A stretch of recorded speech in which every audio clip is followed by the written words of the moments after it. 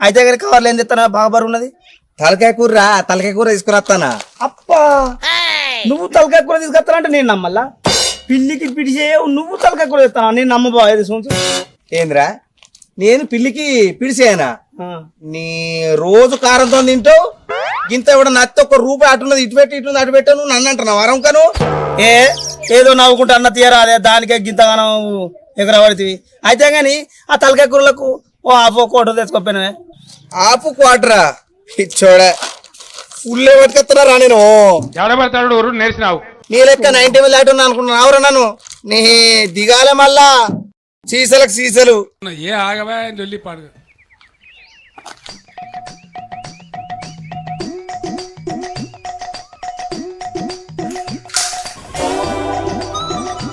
రాజా ఇలా తలకాయ కూర అయితే మంచిగా ఉంది తిను.